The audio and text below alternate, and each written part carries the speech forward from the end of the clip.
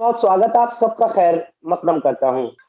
और रात के इस पहर कि जब गुड़गांव में जुमे की नमाज होने में महज 12 घंटे का वक्फा बाकी है, इस तरीके का गुरुग्राम में संग्राम होगा या तमाम मामलात के ऊपर सहमति बन गई है, क्योंकि अलग-अलग जो दल हैं, चाहे उसमें आर्यव्रत हिंदू सेना हो या फिर संयुक्त हिंदू संघर्ष समिति हो, इन लोगों की तरफ से 10 तारीख को, जो कि कल शुक्रवार को, नमाज पढ़ने की बिल्कुल इजाजत नहीं देने के लिए कहा गया है। क्या पूरा मामला रहेगा और किस तरह से नमाज अदा होगी?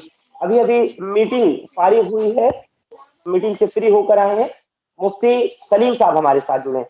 मुफ्ती साहब, आपका हिंदुस्तान लाइव पर बहुत-बहुत खैर मकदम, आपका स्वागत। आदाब। मुफ्ती साहब, क्या फैसला लिया गया? किस तरह की मीटिंग आप लोगों की आज की रही है? और क्या जुमे की नमाज जो खुले में होती थी, सेक्टर 37 खानसा की बात करें, सेक्टर 47 की करें, यानी उन 20 मकामात के ऊपर नमाज होगी जुमे की या नहीं, जबकि अब सिर्फ 12 घंटे बाकी हैं?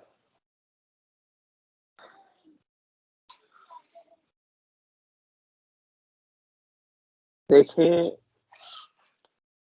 जैसा कि गुड़गांव के अंदर कई महीने से माहौल चल रहा है नमाज को लेकर के, और अभी खुले तौर पर ये ऐलान किया गया कुछ तंजीम की तरफ से कि हम कहीं भी नमाज नहीं होने देंगे। और अभी हाल ही में ये एक फैसला लिया कि 6 जगहों पर नमाज होगी और उसके अलावा कहीं नमाज नहीं होगी। लेकिन ऐसे 37 जगह होती थी, माफ कीजिएगा आपको रोक रहा हूँ, नमाज तो 37 जगह पर होती थी, उसके बाद 20 जगह पर हुई, 6 जगहों पर होगी। मैं यही बताना चाह रहा हूँ कि इन्होंने ये 6 जगह फैसला कहा किसने किया? ये फैसला किसने किया? ये फैसला प्रशासन का नहीं है, सरकार का नहीं है, अवामी फैसला है। और हिंदू संघर्ष समिति की तरफ से ये फैसला आया और हम लोग बराबर प्रशासन के राब्ते में हैं, प्रशासन के मशवरे से अमल कर रहे हैं। कई जगह ऐसी हैं जो हमारी 37 जगह पे थी लिस्ट में, लेकिन वहां पर कुछ यानी दंगाई पहुंच गए और उन्होंने माहौल खराब करने की कोशिश की, तो हमने खुद अपने लोगों को मना कर दिया कि वहां पर नमाज मत पढ़िए अगर टकराव होता है। इसी तरह से अब कल जो मसला है सेक्टर 37 के लिए, सेक्टर 37 के लिए बाकायदा दावत दी गई है गुड़गांव के अंदर, और व्हाट्सएप ग्रुप पर भी एक मैसेज चलाया गया है जिसमें लोगों को इकट्ठा किया जा रहा है। बिल्कुल, मैंने पढ़ा है वो, हमारे दर्शकों को भी मैं बता दूं कि कल बाकायदा विशाल भजन कार्यक्रम रखा गया है सुबह 11 बजे से लेकर के दोपहर बाद तक, यानी कि कल बिल्कुल टकराव की स्थिति है नमाज के लिए, क्योंकि अब ये कार्यक्रम रख दिया गया है आर्यव्रत हिंदू सेना की तरफ से और संयुक्त हिंदू संघर्ष समिति की तरफ से। तो इसमें यही है कार्यक्रम उन्होंने रखा है। ऐसा ही कार्यक्रम गोवर्धन पूजा जो इन्होंने रखी थी सेक्टर 12 के अंदर, सेम ऐसा ही था। उसमें भी हम लोगों ने यही कहा था ठीक है आप लोग पूजा करोगे तो हम नमाज पढ़ सकते हैं। उन्होंने कहा कि नहीं, हम पढ़ने नहीं देंगे।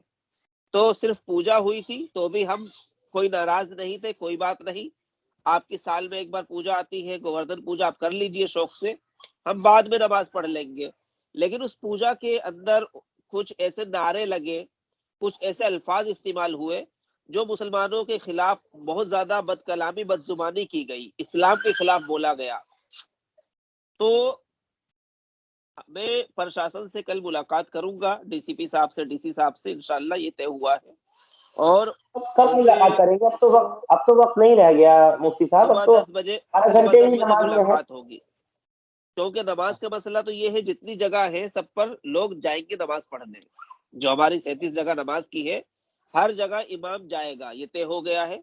कहीं टकराव की अगर हालत बनेगी तो वहां पर हम पीछे हट जाएंगे, इमामों को ये हिदायत दे दी गई है।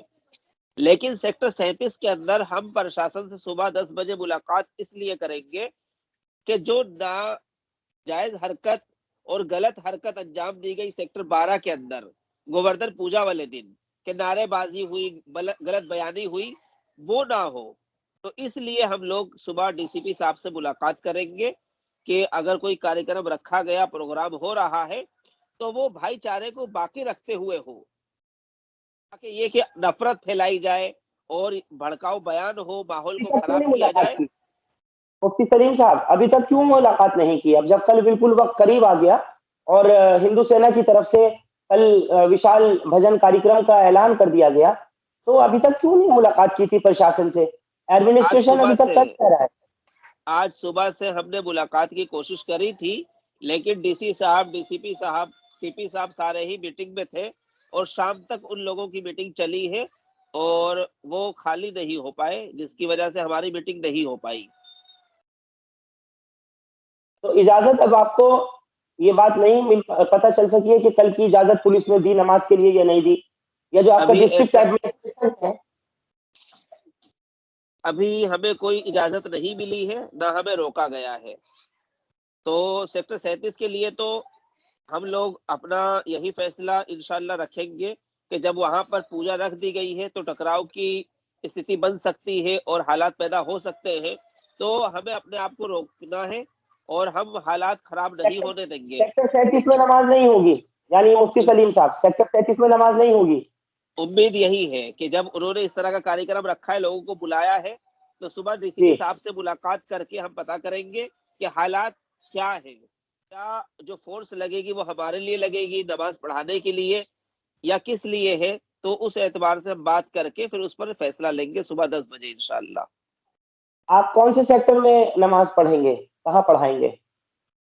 सेक्टर 23 के अंदर वहां मस्जिद है पालम विहार और जो है वहां 3 मरतबा नमाज होती है जुमे की। अच्छा। अच्छा, मुझे एक चीज़ और आपसे समझनी है, हमारे दर्शकों के लिए अगर आप इस वक़्त में बता सकें, मुफ्ती सलीम साहब, क्योंकि अब रात का पहर है और बहुत लोग इंतज़ार में थे। आप लोगों की आज सारा दिन मीटिंग चलती रही, तो क्या ज़िला प्रशासन के साथ आपकी कोई मीटिंग नहीं हो पाई? आपस में मीटिंग हुई, कुछ हिंदू संगठनों के साथ हुई, हिंदू भाइयों के साथ हुई। मीटिंग किस-किस के साथ हुई और उसमें लबो-लबाब क्या निकला? मीटिंग का जो सुबह से हम लोग कोशिश में ये थे कि प्रशासन से हमारी मीटिंग हो जाए, डीसी साहब से या डीसीपी साहब से। फोन भी करा था डीसीपी साहब को, लेकिन रिसीव नहीं हुआ। फिर पता ये चला कि वो मीटिंग में है। मैंने 3 लोगों को भेजा भी था कि देख के आइए कि अगर वो मौजूद है ऑफिस में तो हम फौरन आ जाएंगे। तो पता चला कि ना डीसी साहब थे ना डीसीपी साहब थे, कहीं मीटिंग चल रही थी, वो लोग मीटिंग में थे। तो हम लोग नहीं मिल पाए। लेकिन आज अभी जो रात मीटिंग हुई हमारी, उसमें यही निकल के आया है, हमें पूरे आज शहर के किसके माहौल साथ को मीटिंग बना हुई के है? रात किसके साथ मीटिंग हुई आपकी अब नहीं, से थोड़ी देर पहले? हम लोगों की आपस में मीटिंग हुई है। हमारी अच्छा। अपनी गुड़गांव मुस्लिम काउंसिल और जमीयत उलमा हिंद गुरुग्राम, हम लोग आपस में बैठे थे और बैठ करके हमने ये फैसले लिए हैं, चाहे सेक्टर 37 हो, सेक्टर 18 हो, सरौल मोड़ हो, चाहे सेक्टर 12 के और जगह हो, कहीं भी हम इस तरह से नमाज जबरदस्ती नहीं पढ़ेंगे जिसकी वजह से ये हालात खराब हो, भाईचारा खराब हो। हम लोग ये भी नहीं मानते किसी के कहने से कि नमाज बंद कर दी गई तो हम रुक जाएंगे। नमाज पढ़ाने के लिए सब जगह इमाम हजरात जाएंगे और जहां हालात खुशगवार रहेंगे वहां नमाज होगी इंशाल्लाह। और जैसे सेक्टर 37 के लिए बाकायदा दावत दी गई है, बुलाया गया है, उससे पता ये चल रहा है कहीं ना कहीं वो झगड़ने का मन बनाए हुए हैं, टकराव चाहते हैं। हम वो चीज नहीं चाहते।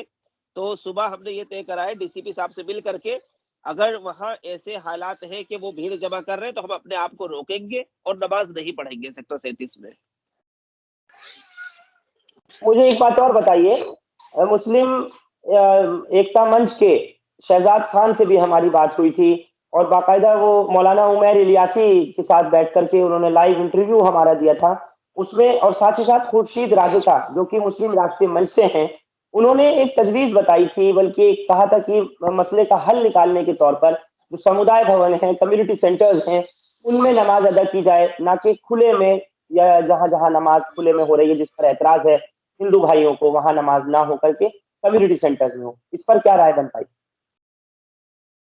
देखिए, ये तजवीज रखी तो थी, तजवीज तो बहुत अच्छी अच्छी रखते हैं। फिर अफसोस इसी बात का होता है, हमने तो बात भी करी थी कम्युनिटी सेंटर वालों से, तो हमें तो मिला नहीं, बात करने पर क्या भी हमें कहा नहीं दिया गया। कम्युनिटी सेंटर यानी वालों ने? क्या कहा? नहीं, माजरत कर दी कि हम नमाज के लिए नहीं दे पाएंगे, क्योंकि हमारे प्रोग्राम होते रहते हैं। आपकी नमाज हर हफ्ते आती है, हो सकता है शुक्रवार में हमारा प्रोग्राम भी हो, प्रोग्राम का कोई टाइम और दिन तय नहीं है हमारा। इस तरह यही से बात तो हमने वो बात रख यही बात हमने मौलाना उमर इलियासी से भी कही थी। मुफ्ती सलीम, जी, आपको भी मैं बताना चाहूंगा कि जी, अगर कम्युनिटी जी, सेंटर्स को हल मान रहे हैं कि खुले में नमाज पर एतराज है हिंदू भाइयों को, तो वहां नमाज ना अदा करके कम्युनिटी सेंटर में पढ़ें। और वहां किसी का कोई कार्यक्रम है, कोई प्रोग्राम है, शादी ब्याह है, कुछ है, तो कम्युनिटी सेंटर वाले क्यों देंगे? ये बात हमने सवाल के तौर पे उनसे कही थी। लेकिन अब इसको तो फिर सरकार को देखना होगा, खट्टर हुकूमत को देखना होगा, जिला प्रशासन को देखना होगा, पुलिस को देखना होगा। कम्युनिटी सेंटर वाले कम्युनिटी सेंटर नहीं दे रहे, समुदाय भवन नहीं दे रहे आप लोगों को नमाज के लिए, और बाहर जो है वो ये हिंदू संगठन कहते हैं कि हम नहीं देने देंगे। तो आखिर फिर मुसलमान जाए कहाँ, पढ़े कहाँ नमाज? देखिए सवाल तो यही बनता है फरहान साहब, जो आप कह रहे हैं वही मेरे दिल की भी बात है। गुरुद्वारे वालों ने अपने गुरुद्वारे का दर खोला, उनके खिलाफ एक्शन लिया जाने लगा, उनके खिलाफ बयान आने लगा। और इस तरह से अक्षय यादव हैं, अक्षय यादव जी ने अपनी दुकान दी तो उनके खिलाफ लोग खड़े होने लगे। तो अब कम्युनिटी सेंटर भी अगर हमें दे भी दिया ना, तो वो भी कहीं न कहीं देख रहा है सब चीज़ों को। उसे पता है कि उसके खिलाफ भी 10 लोग, 50 लोग खड़े हो जाएँगे। हो सकता है इस वजह से ना दे रहा हो। तभी मैंने कहा था कि उमर इलियासी साहब के ताल्लुकात, रशीद राजा के ताल्लुकात डायरेक्ट हैं, ऊँचे लोगों से। इंद्रेश कुमार जी के सरपरस्ती में वो काम करते हैं, मैं समझता हूँ उनकी बात नहीं काटेंगे। वो बुक करें ना कम्युनिटी सेंटर, बुक करके हमको दिखाएँ, पैगाम दें कि ये देखो मैंने कम्युनिटी सेंटर बुक कर दिया है तुम्हारे लिए, अब आप इसमें नमाज़ पढ़ो, कोई तुमको नहीं रोकेगा। कैमरे पर आ करके, बैठ करके बोल देना बहुत आसान है, जैसा कि कर रहे हैं ये तमाशा, लेकिन काम नहीं करा है कुछ भी। यानी आपके कहने का मतलब है कि अगर इन्होंने ये तजवीज़ दी है, सॉल्यूशन के तौर पर बताया है कि आप समुदाय भवन ले लीजिए, कम्युनिटी सेंटर में जी। पढ़ लीजिए, तो उसको बुक करा करके भी यही दें। हाँ, उसका पैसा हम किराया दे देंगे, क्या? पैसा हम दे देंगे इंशाल्लाह। खर्चा हम देने के लिए तैयार हैं, जो जायज़ पैसा होगा इंशाल्लाह, क्योंकि जुम्मों के अंदर कोई लाखों रुपए नहीं आते। मैंने एक वीडियो देखी थी, उसमें एक साहब कह रहे थे, हमारे पास चंदा आता है, तो ऐसा नहीं कि हमारे पास कई हज़ार रुपए आ जाते हैं। 10-10 रुपए, 5-5 रुपए लोग देते हैं, उसमें सैकड़ों रुपए जमा होते हैं, हज़ारों रुपए भी नहीं आ पाते। तो उस एतबार से हम लोग दे देंगे मुख्तसर से जो भी कीमत रखेंगे। तो ये नहीं कि अब कोई कहे कि 1 लाख रुपए, 50,000 रुपए देने पड़ेंगे एक नमाज़ पढ़ने के, ऐसा नहीं कर पाएँगे, वो हमारी ताकत से बाहर है। मुफ्ती सलीम, लेकिन टकराव की जो स्थिति है या नहीं? हाँ, आप बात पूरी कीजिए। जी, लेकिन मैं साथ में ये भी कहूँगा कि जिन्होंने ये बात रखी है, सुझाव रखा है, मैं फिर कहूँगा उन लोगों के जो ताल्लुकात हैं, वो करवा सकते हैं कम्युनिटी सेंटर, और उनका अपना भी तो नाम होगा, फ़ायदा होगा और वो करवाएँ आसानी के साथ। आप जो सवाल कर रहे हैं फरहान साहब, टकराव की स्थिति, तो टकराव तो महीनों से चल रहा है, कोशिश कर रहे हैं। जहाँ नमाज़ पढ़ी जाए, वहाँ पर कुछ दंगाई पहुँच जाएँ, तो मतलब टकराव के लिए तो गए। वहाँ जाकर के बदतमीज़ी की जाए और ये कहा जाए हम नमाज़ पढ़ने नहीं देंगे। सेक्टर 47 के अंदर हमने जगह दूर भी कर ली अपनी। वहाँ पर खुद मैंने 3 जुमे पढ़ाए, 3 हफ्ते तक मैं खुद गया ताकि हालात काबू में रहे। तो वहाँ पर पुलिस ने बाकायदा चेन बना रखी थी और लोग कोशिश कर रहे थे इधर आने की। हमें 100 मीटर दूर भी कर दिया गया, आप वहाँ जाके नमाज़ पढ़ लो, वहाँ सेक्टर वालों का कोई मसला नहीं रहेगा। लेकिन फिर भी कुछ दंगाई थे, जो वहाँ से नारेबाज़ी कर रहे थे, फिर वो माइक भी लेकर के आ गए, लाउड स्पीकर में उन्होंने नारेबाज़ी शुरू कर दी। तो इस तरह से कहीं न कहीं उनका ज़हन बना हुआ है टकराव, और मुसलमानों की तरफ से प्रशासन भी इस बात को मानता है, यहाँ के जो अवाम भी है, हिंदू भाई भी है, वो भी कह रहे हैं कि आप लोगों ने बहुत ही अमन का और शांति का पैगाम दिया है और अब तक आपने कहीं भी टकराव नहीं किया है, इस चीज़ को हर कोई तस्लीम करता है। मुफ्ती सलीम, मैं बस आपसे चंद सवाल और करूँगा। मुझे ये बताइए कि अब पुलिस क्या बदज़न नहीं हो रही है अब? अब पुलिस को, आपको नहीं लगता है ऐसा कि पुलिस भी कह रही है कि भई हर हर फ्राइडे का, हर हफ्ते का हमारे ऊपर क्या बोझ डाल दिया? आपको लगता है कि अब कल भी पुलिस मदद के लिए तैयार होगी, पुलिस उसी तरह से चेन बनाकर खड़ी होगी और आपके बीच में, यानी मुसलमान उनके बीच में जो नमाज़ पढ़ेंगे और वो लोग जो वहाँ पर आकर के विशाल भजन में प्रोग्राम में शामिल होंगे, उनके बीच में पुलिस जो है वो खड़ी होगी। देखिए, ये बात बिल्कुल मुनासिब है कि जुमेरात आते ही पुलिस की भी ज़िम्मेदारी बढ़ जाती है कि कल जुमा है, अब कल फिर वही होगा एक हंगामा सा, अब जो लोग नमाज पढ़ने आएंगे उनको भी देखना है, फिर नमाज को रुकवाने के लिए जो आएंगे उनको भी रोकना है। पुलिस की जिम्मेदारी बनती है और पुलिस ने काफी हद तक अच्छा रोल भी अदा किया है, इसमें दो राय नहीं है और होना भी चाहिए।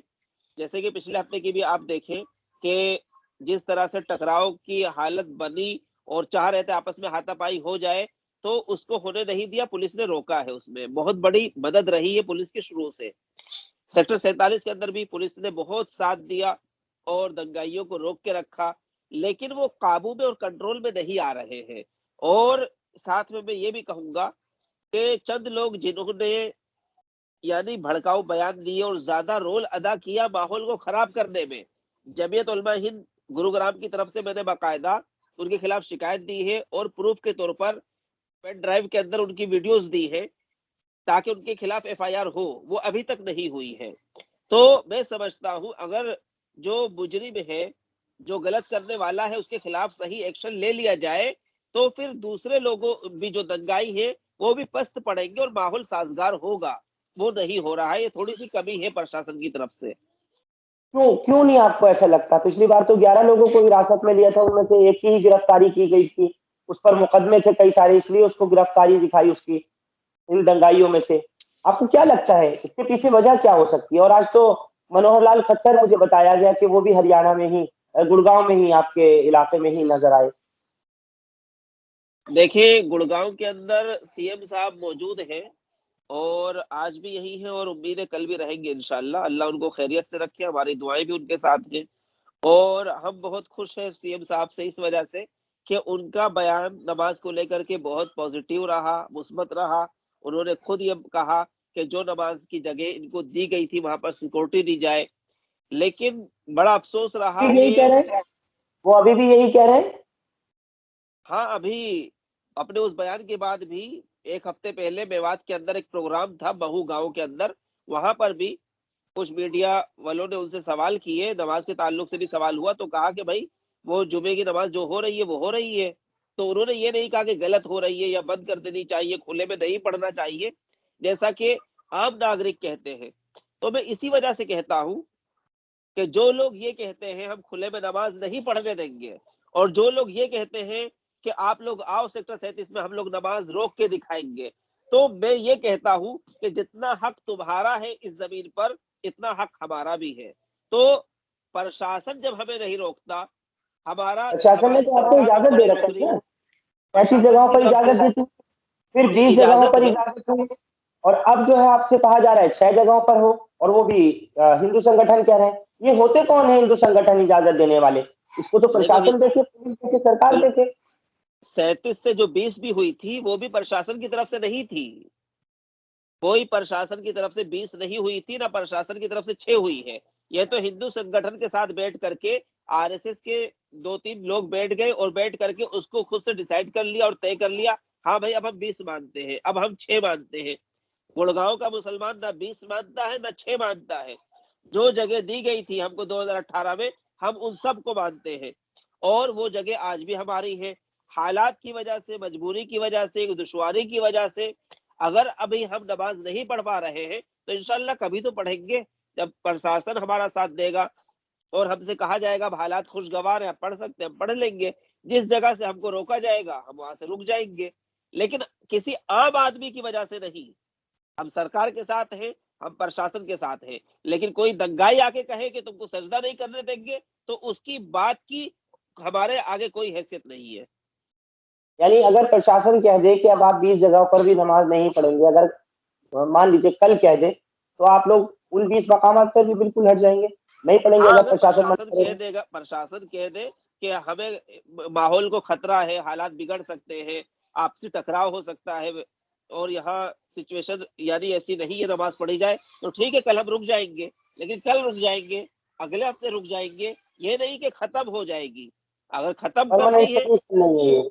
परमानेंट सोल्यूशन नहीं है और जो मैदान में पढ़ रहे हैं वो भी हल नहीं है। इसीलिए हम कहते हैं हमको जमीनें दो। हम जो अप्लाई करते हैं जगह, आप हमको साइड भी नहीं देते, हमारी या दरखास्तों को फिर वो जो रिजेक्ट कर बंद पड़ी देते हो। मस्जिदें हैं, या फिर जो बंद पड़ी मस्जिदें हैं, उनको खोल दिया जाए, प्रशासन उनको उन खुलवाए, सरकार खुलवाए। बिल्कुल उसको खुलवाने में हमारी मदद की जाए, जो बंद मस्जिदें हैं उसको खोल दिया जाए। बिल्कुल। तो चलिए फिर उम्मीद की जानी चाहिए मुफ्ती सलीम साहब की कल पुरसुकून तरीके से नमाज जिस तरह अदा होती थी ऐसे ही होगी, लेकिन सेक्टर 37 में जो खांडसा में ये कहा गया है आर्यव्रत हिंदू सेना की तरफ से कि हम वहाँ पर विशाल भजन सभा करेंगे, तो वहाँ पर नमाज का एक तरफ और दूसरी तरफ भजन का होना, कोई टकराव की स्थिति ना हो सके। आप लोगों के कंधे पर एक बड़ी जिम्मेदारी है मुफ्ती साहब। मैं यही कहूँगा, और जिस तरह आप कह रहे हैं कि प्रशासन के साथ ही हम लोग मिलकर के चलते चले आए हैं, पुलिस के इंतजामिया के साथ हम लोग मिलकर के चलते चले आए हैं, ऐसे ही आगे भी करेंगे। अगर प्रशासन हमको रोकेगा तो हम रुक जाएंगे, अगर प्रशासन कहेगा कि यहाँ नमाज मत पढ़िए, टकराव की स्थिति है, तो आप कहते हैं कि हम वहाँ पर नमाज अदा नहीं करेंगे।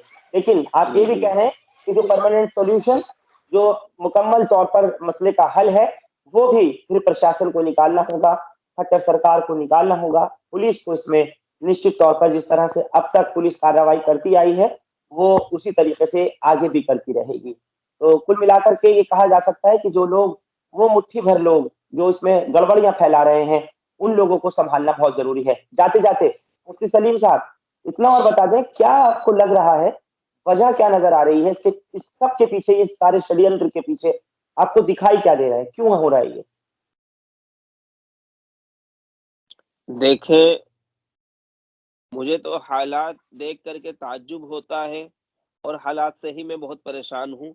इसके पीछे पसे पर्दा क्या है, उस पर मैं ज़्यादा कुछ नहीं कह सकता। लोग अपनी राय रखते हैं, जो मैं सुनता हूँ कि इलेक्शन की वजह से, जो हमारे यूपी में इलेक्शन है, उसकी वजह से यहाँ पे ये सब हो रहा है।